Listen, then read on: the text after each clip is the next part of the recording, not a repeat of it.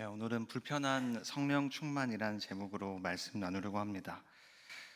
성도분들은 성경에서 예수님을 제외하고 닮고 싶은 사람이 있다면 누가 떠오르시나요?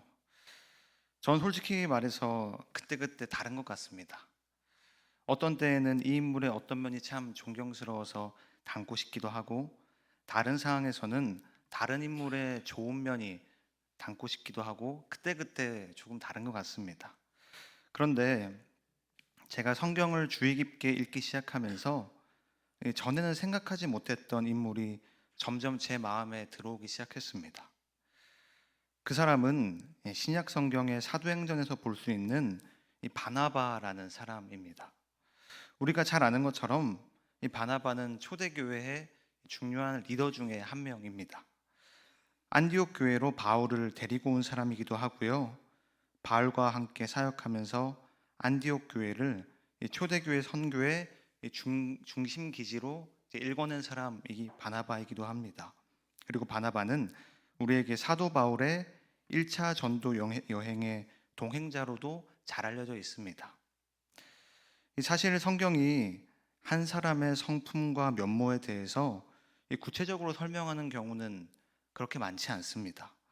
그런데 이 사도행전은 바나바가 어떤 인물인가에 대해서 성경에서는 아주 이례적으로 구체적으로 설명을 해줍니다. 이 사도행전 11장 24절의 말씀인데요. 저희가 함께 읽어보길 원합니다. 함께 읽겠습니다. 바나바는 착한 사람이요 성령과 믿음이 충만한 사람이라 이에 큰 무리가 주께 더하여지더라. 아멘.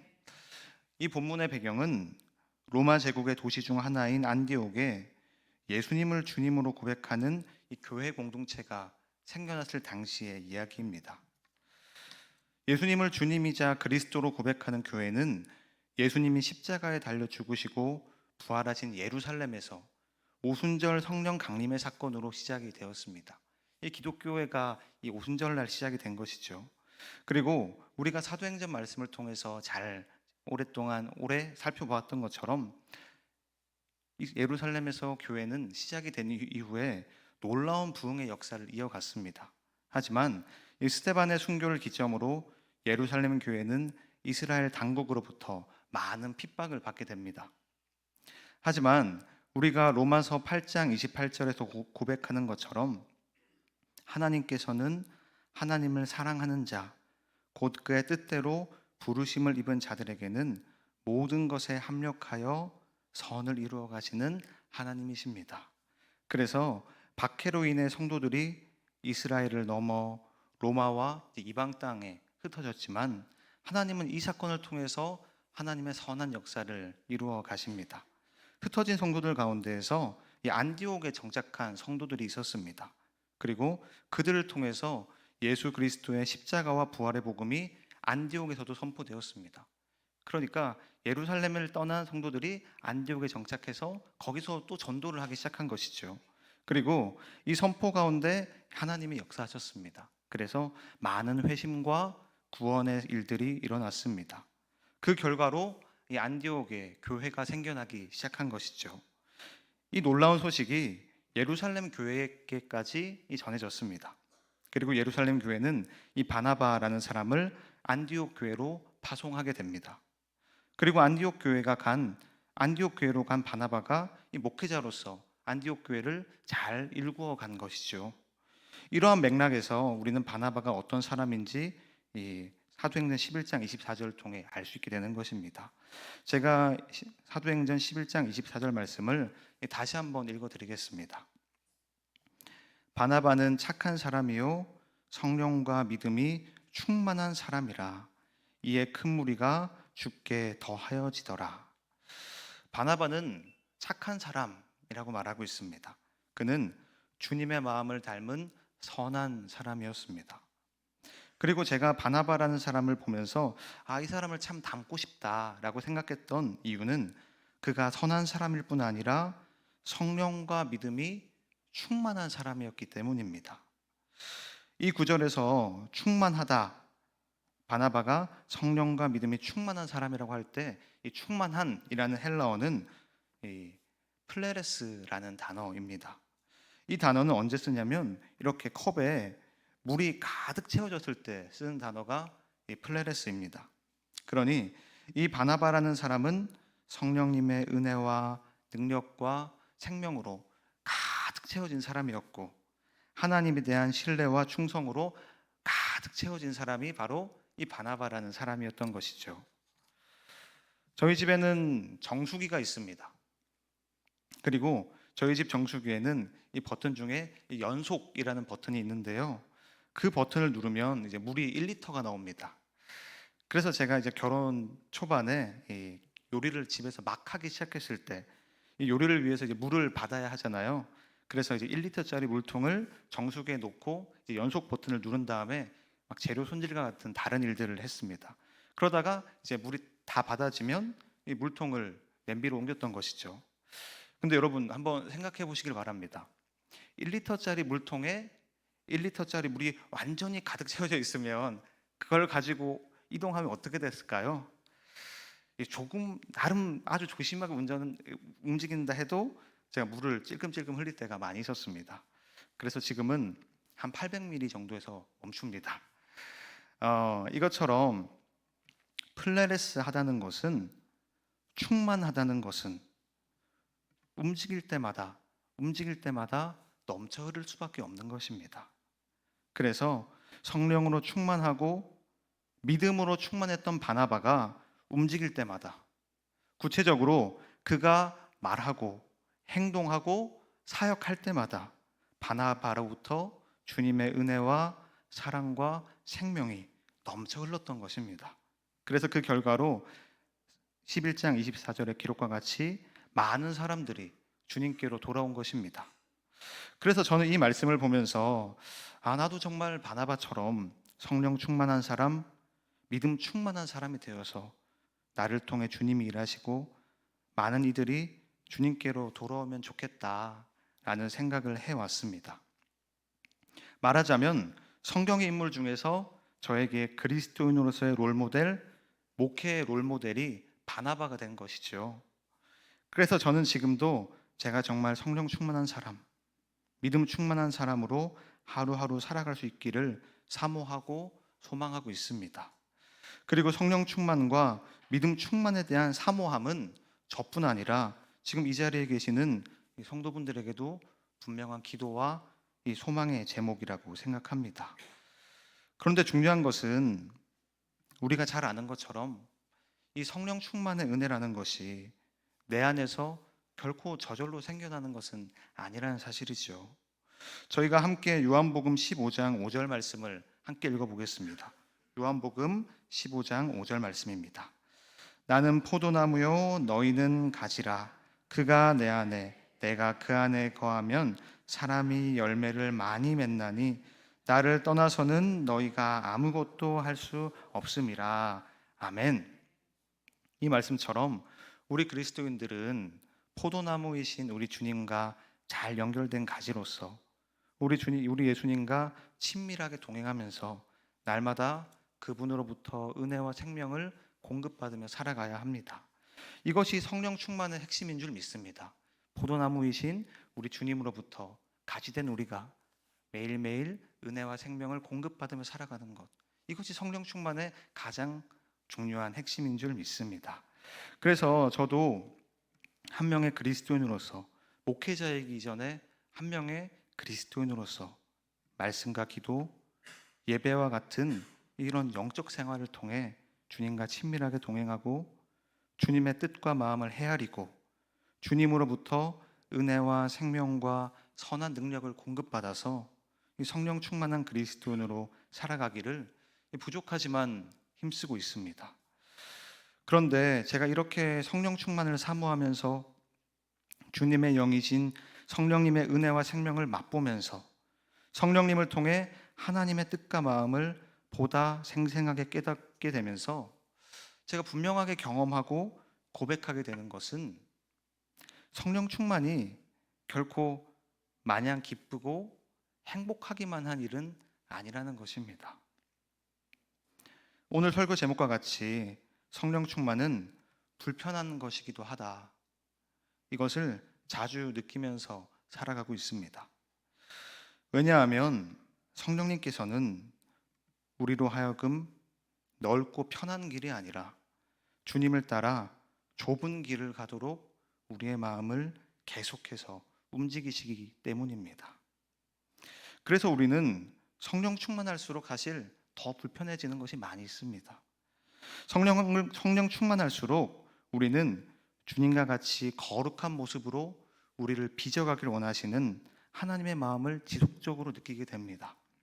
그리고 내 안에 아직 남아있는 옛사람의 모습, 죄된 욕망과 생각, 세속적인 가치관, 하나님이 기뻐하시지 않는 악한 습관과 기질에 맞서서 선한 싸움을 하게 됩니다. 성령님께서 우리 안에서 일하시기 시작하시면 말이죠. 그래서 사도 바울도 믿음의 선한 싸움이라는 표현을 쓴 것입니다. 이처럼 우리 그리스도인들은 정말로 성령 충만하기를 힘쓰고 성령님의 인도하심에 따라 살아가려고 하다 보면 내 안에 있는 여러 가지 갈등을 마주하게 되고 불편함을 겪게 됩니다. 이러한 불편함은 어두운 세상 속에서 주님을 따라 거룩하게 살아보려고 몸부림치는 모든 그리스도인들의 경험이고 성도분들도 겪으시리라 생각합니다. 그래서 저는 이렇게 성령 충만이 주는 불편함을 겪다 보니 그제서야 마음으로부터 이해하게 된 말씀이 바로 오늘 본문 말씀입니다. 저희가 이 오늘 본문 말씀인 마태복음 16장 24절 말씀을 함께 읽어보겠습니다. 이에 예수께서 제자들에게 이르시되 누구든지 나를 따라오려거든 자기를 부인하고 자기 십자가를 지고 나를 따를 것이니라. 아멘. 이 말씀에서 자기를 부인하다, 예수님은 자기를 부인해야 된다 말씀하셨죠. 여기서 부인하다에 해당하는 헬라어 아파르네오마이는 신약 성경에서 주로 어떤 대상에게 충성하는 것을 거절할 때 쓰는 말입니다. 어떤 대상에게 충성하는 것을 거절할 때 쓰는 말이 바로 이 아파르네오마이라는 단어입니다. 그러니 여기서 예수님께서 누구든지 나를 따라오려거든 자기를 부인해야 한다 라고 하신 말씀의 의미는 예수님을 주님으로 고백하는, 그리고 주님으로 고백하며 예수님을 따르고 있는 그리스도인이라면, 따르고자 하는 그리스도인이라면 내 자신에게 충성하면 안 된다. 예수님을 따르고자 하는 그리스도인은 자기를 부인해야 한다 하셨는데, 그 말씀은 자기에게 충성하면 안 된다라고 하신 것입니다. 다시 말해 나의 감정과 나의 욕망과 나의 뜻과 나의 생각보다 예수님의 마음과 예수님의 뜻이 절대적으로 우선돼야 한다는 것입니다. 그런데 우리가 잘 아는 것처럼 이것이 결코 쉽지가 않습니다. 진지하게 예수님을 따라가고자 하는 그리스도인들이라면 누구나 동의하실 겁니다. 내 자신에게 충성하지 않고 예수님에게 충성하는 것은 결코 쉽지 않습니다. 우리는 거룩해져 가는 길 위에 있는 존재들이기 때문에 주님 품에 안기기 전까지는 우리 안에 인생의 주인이 되고자 하는 마음이 늘 살아서 움직이고요. 불쑥불쑥 올라오는 죄의 유혹들이 있고요. 옛사람의 흔적들과 우리들은 계속해서 싸워야 하기 때문에 내 자신에게 충성하지 않고 예수님에게만 충성하는 것은 사실 결코 쉽지 않습니다. 그래서 이처럼 자기를 부인하는 것은 정말로 어렵고 불편한 일이기 때문에 예수님께서는 나를 따라오려거든 자기 십자가를 지고 나를 따라와야 한다라고 하실 만큼 분명하게 아주 강한 표현을 사용하신 거라 믿습니다. 돌아가신 저희 외할아버지가 가장 과거에 즐겨 부르셨던 찬송 중 하나가 내 주를 가까이 하게 함은이라는 찬양이었습니다. 잘 아시는 찬양이시죠? 그 찬송의 1절이 이렇습니다. 내 주를 가까이 하게 함은 십자가 짐 같은 고생이나 내 일생 소원은 늘 찬송하면서 주께 더 나가기 원합니다. 이 찬송을 제가 어린 시절부터 할아버지를 많이 따라서 불렀습니다. 그런데 어린 시절에는 이 찬송을 부르면서도 이 찬송이 어떤 의미인지 사실 잘 몰랐습니다. 왜 주님을 가까이 하는 것이 십자가를 짐 같은 고생인가? 어린 시절에는 그렇게 와닿지가 않았습니다. 그런데 이제는 왜 그렇게 할아버지께서 이 찬송을 자주 부르셨는지 조금은 알 것 같습니다. 주님을 신실하게 따라가려는 길에서는, 주님을 신실하게 따라가려고 한다면 그 길에는 반드시 나에게 주어진 십자가를 지고 따라가는 고생이 있다는 것을, 부끄러운 수준이지만 저도 경험하고 있기 때문입니다. 이렇게 우리 그리스도인들은 성령 충만할 때만이 자기를 부인할 수 있고, 성령 충만할 때만이 자기 십자가를 지고 주님을 따라 좁은 길을 걸어갈 수 있음을 믿습니다. 그리고 이런 당신의 사람들에게 우리 주님께서는 말씀하십니다. 우리가 25절의 말씀을 함께 읽어보겠습니다. 누구든지 제 목숨을 구원하고자 하면 잃을 것이요 누구든지 나를 위하여 제 목숨을 잃으면 찾으리라. 아멘. 이 말씀은 순교에 대해서만 하시는 말씀이 아닙니다. 24절의 말씀과 연결시켜 보면 여기서 제 목숨을 구원하고자 하는 사람은 누구를 말하냐면 자기를 부인하지 않고 자기 자신에게 충성하여서 하나님 없이 자신의 뜻과 계획과 욕망을 따라 살아가는 사람이라고 할 수 있습니다. 이 길은 자기 마음대로 살면 되기 때문에 편합니다. 그리고 넓지요. 하지만 이 길의 끝에는 하나님과 분리된 영원한 죽음이 있다라고 예수님은 말씀하십니다. 반면에 주님을 위하여 제 목숨을 잃는다는 것은 자기를 부인하고 자기 십자가를 짐으로써 신실하게 주님의 뒤를 따라가는 참된 예수님의 제자를 가리킨다고 할 수 있습니다.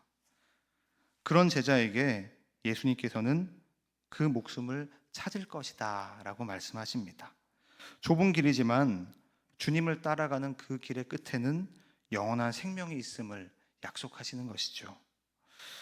저는 사실 과거에 오늘 본문 말씀인 마태복음 16장 24, 25절의 말씀이 많이 불편하고 거북했습니다. 이 말씀을 별로 읽을 때마다 마음이 편하지가 않았습니다. 사실 솔직히 말하면 굉장히 부담스러웠던 것이죠. 자기를 부인하고 자기 십자가를 지고 주님을 따라가는 그리스도인의 삶은 아무리 마지막에 생명이 있다고 하더라도 너무 버거운 길 아닌가, 너무 버거운 고난의 길 아닌가, 이런 생각을 했던 것입니다. 여러분들은 그런 생각 하지 않으셨나요? 나를 따라오려거든 자기를 부인하고 자기 십자가를 지고 나를 따라와야 한다. 저는 이 말씀을 과거에 읽을 때마다 많이 부담스러웠습니다. 그렇다면 아무리 주님을 따라간다고 해도 이 길은 참 고난의 길이겠다, 힘든 길이겠다라는 생각이 가장 먼저 들었기 때문이죠.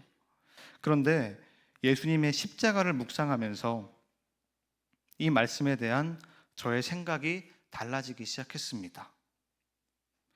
예수님이 걸어가신 십자가의 길은 물론 고난의 길이 맞습니다. 하지만 궁극적으로는 예수님의 십자가는 죄와 사망에 대한 승리의 사건이라는 것을 마음으로부터 깨닫게 되었습니다. 이 관점으로 보게 되니, 이 관점으로 십자가를 보니까 십자가의 길은 고난의 길처럼 보일지라도 죄와 사망에 대한 승리의 길이라는 것, 영광의 길이라는 것을 마음으로부터 깨닫기 시작했습니다. 그렇게 보고 나니 나의 십자가를 지고 주님을 따라가는 제자의 삶이 다르게 보이기 시작했습니다. 자기를 부인하고 자기 십자가를 지고 주님을 따라가는 신실한 제자의 삶, 나의 감정과 나의 생각과 나의 뜻보다 주님의 마음과 주님의 뜻과 주님의 말씀이 우선되는 이 제자의 삶은 좁은 길이기 때문에 분명히 불편함과 고난이 있고 어려움이 있고 내면과 외면의 갈등이 있고 포기와 희생과 인내가 있는 길이지만, 이 제자의 삶은, 예수님을 따라가는 제자의 길은, 이 길이 궁극적으로는 죄와 사망에 대한 승리의 길, 영광의 길이라는 것을 깨닫게 되었습니다. 그렇게 우리가 나의 십자가를 지고 주님을 따라가는 길은 사실은 승리의 길인 것이지요. 그렇게 우리가 성령 충만하여서 신실하게 나의 십자가를 지고 주님을 따라갈수록 우리를 얽매고 있는 죄와 사망의 족쇄들은 점점 풀려나고 우리의 옛사람은 힘을 잃어가고 우리는 창조하신 그 모습대로 거룩한 하나님의 형상을 회복하게 되는 줄 믿습니다. 그래서 예수님께서는 오늘 말씀에 나를 위하여 제 목숨을 잃으면 찾으리라 라고 말씀하신 줄 믿습니다. 함께 주님을 따라가는 성도 여러분, 오늘 말씀처럼 우리가 성령 충만할수록 성령님께서는 우리에게 자기를 부인하고 자기 십자가를 지고 나를 따라와라 말씀하시는 우리 주님의 음성을 가까이서 더욱 선명하게 듣게 하실 것입니다. 그렇기에 성령 충만은 우리를 불편한 좁은 길로 인도할 것입니다. 하지만 주님을 따라가는 이 십자가의 좁은 길은 궁극적으로 죄와 사망에 대한 승리의 길이며 영광의 길이라는 것을 우리가 늘 기억하길 소망합니다. 그렇기에 불편한 성령 충만은 사실 가장 복된 성령 충만이라는 것. 예수님을 따라가는 그 좁은 길은 궁극적으로는 참된 생명의 길이라는 것을 우리 모두가 늘 기억하고 고백하고 경험하며 살아가기를 소망합니다. 그래서 이 자리에 있는 우리 모두가 성령 충만하여서 신실하게 마지막까지 주님을 따라가며 주님을 닮아가는 은혜가 있기를 축복합니다. 이 시간 우리가 십자가를 질 수 있나 이 찬양을 함께 찬송하기를 원하는데요, 1절을 우리가 함께 마음 담아서 고백하기를 원합니다. 이 가사는 이렇습니다. 우리가 잘 아는 찬송이죠. 십자가를 질 수 있나 주가 물어보실 때 죽기까지 따르오리 저들 대답하였다. 우리의 심령 주의 것이니 당신의 형상 만드소서. 주 인도 따라 살아갈 동안 사랑과 충성 늘 바치오리다. 이 말씀처럼 이 찬양의 고백과 같이 우리 주님을 따라가는 이 십자가의 길, 나를 부인하고 나의 십자가를 지고 주님을 따라가는 길은 겉으로 봤을 때는 힘든 길처럼 보일 수 있습니다. 그리고 실제로 우리가 어려움을 겪기도 하고 갈등을 겪기도 합니다. 믿음의 선한 싸움이 있습니다. 하지만 이 길을 걸어가면서 우리는 더욱더 주님을 닮아가게 되고 이 길을 통해서 정말 죄와 사망에 대한 승리가 무엇인지를 알게 되고 거룩한 하나님의 형상으로 회복되어져 가게 됩니다. 정말 그래서 우리가 우리를 불편하게 좁은 길로 인도하신 성령 충만의 은혜가 사실은 정말 우리를 살리는 성령 충만의 은혜라는 것, 하나님이 주시는 큰 축복이라는 것을 경험하게 되길 소망합니다.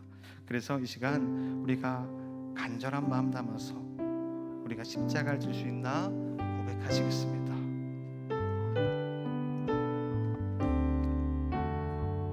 십자가를 질 수 있나? 십자가를 질 수 있나? 주가 물어보실 때 죽기까지 따르오리 저들 대답하. 우리 다시 한번 고백할 원합니다. 십자가를 질 수 있나? 십자가를 질 수 있나?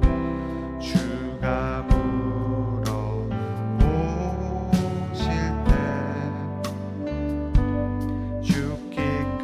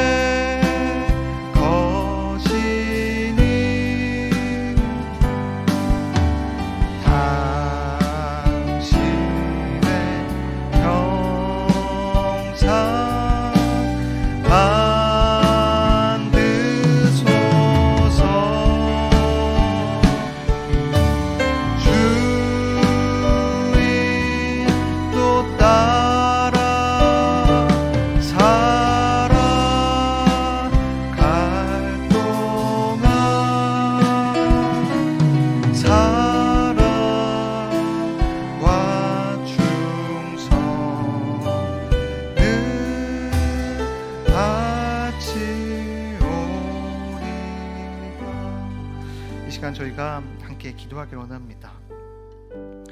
들은 말씀을 기억하면서 하나님, 제가 정말로 성령 충만하여서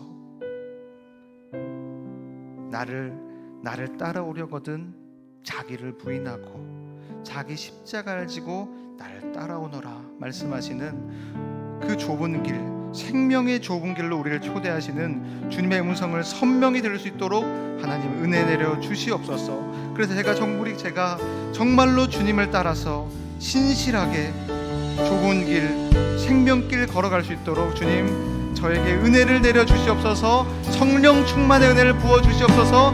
간절한 마음으로 우리가 함께 기도하겠습니다. 하나님 아버지, 이 시간 우리가 간절히 주님께 원합니다.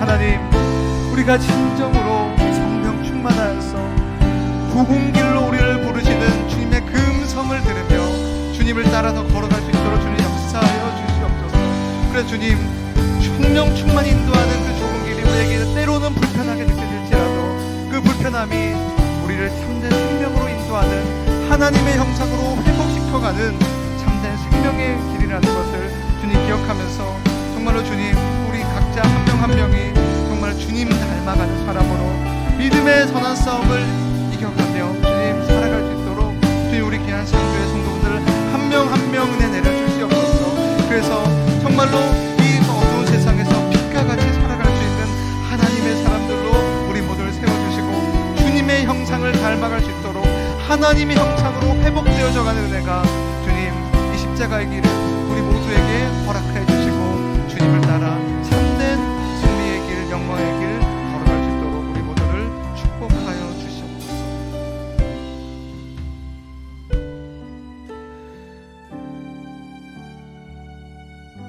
하나님 아버지, 우리 모두에게 성령 충만의 은혜를 내려주셔서 우리가 각자에게 주어진 십자가를 지고 믿음의 선한 싸움을 하며 주님을 따라가게 하시옵소서. 주님을 따라가는 이 십자가의 길이 때로는 어렵고 때로는 갈등이 있고 때로는 부딪힘이 있고 때로는 불편하더라도 이 십자가의 길이 궁극적으로 죄와 사망에 대한 승리의 길이며 영광의 길이라는 것을 늘 기억하며 주님 이 길 걸어갈 수 있도록 인도하여 주시옵소서. 주님을 따라가는 이 십자가의 길이 거룩한 하나님의 형상으로 회복되어져 가는 과정임을 늘 기억하게 하시옵소서. 주님, 하루하루 주님을 따라 신실한 제자로 살아가기를 간절히 원합니다. 주님, 우리를 인도하여 주시옵소서. 예수님의 이름으로 기도드립니다. 아멘.